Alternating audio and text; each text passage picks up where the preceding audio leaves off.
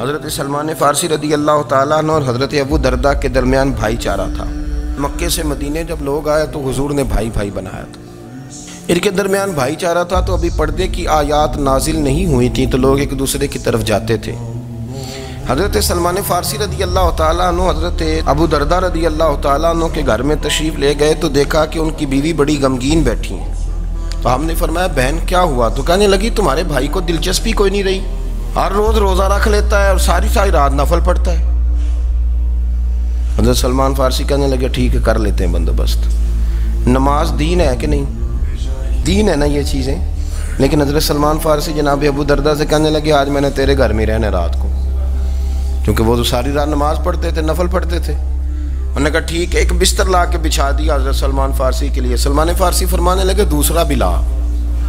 کہا وہ کیا کرنا ہے؟ فرمانے لگے تو نے بھی سونا ہے، میں نے بھی سونا ہے، تو نے بھی سونا ہے، عشاء پڑھیں گے اور پھر دونوں سوئیں گے۔ کہا میں نے تو نماز پڑھنی ہے۔ فرمایا تہجد کے وقت اٹھ کے پڑھیں گے، اللہ کے رسول بھی رات آخری حصے میں جا کے نماز پڑھتے ہیں۔ ادھر ساتھ سلا لیا، وہ تھوڑی کو دیر سوئے، اب عادت تھی ساری رات اٹھنے کی، ذرا اٹھنے لگے بستر سے تو حضرت سلمان فارسی فرمایا چپ کر کے سو جا، وہ بڑی رات پڑی ہوئی، چپ کر کے سو جا۔ وہ لیٹ گئے، پھر اٹھنے لگے تو فرمایا سو جا چپ کر کے، بڑا ٹائم ہے۔ سحری کے وقت اٹھے، نفل پڑھے۔ ان کا ارادہ تھا روزہ رکھنے کا تو فرمانے لگے کل رکھا تھا نا نفلی روزہ، جی رکھا تھا، پرسوں بھی رکھا تھا، ترسوں بھی رکھا تھا، فرمایا آج نہیں رکھنا، آج میں تیرا مہمان ہوں، سارا دن کٹھے مل کے روٹیاں کھائیں گے، آج نہیں روزہ رکھنا، سلا دیا۔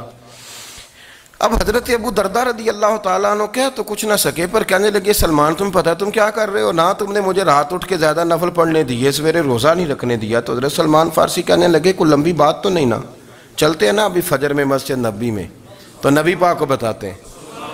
سرکار دو عالم علیہ السلام کی خدمت میں تو اپنی بات کرنا، میں اپنی کروں گا، حضور نتیجے کا اعلان فرما دیں گے، بات طے ہو جائے گی۔ حاضر خدمت ہوئے، عرض کی یا رسول اللہ صلی اللہ تعالیٰ علیہ وسلم یہ ساری رات نفل پڑھتے ہیں، ہر روز روزہ رکھتے ہیں، ان کی اہلیہ غمگین بیٹھی ہیں، حکم فرمائیں۔ تو نبی پاک صلی اللہ علیہ وسلم نے فرمایا پھر ہوا کیا؟ یا رسول اللہ میں نے رات سلایا ہے، سحری میں اٹھایا ہے، سویرے روزہ نہیں رکھنے دیا۔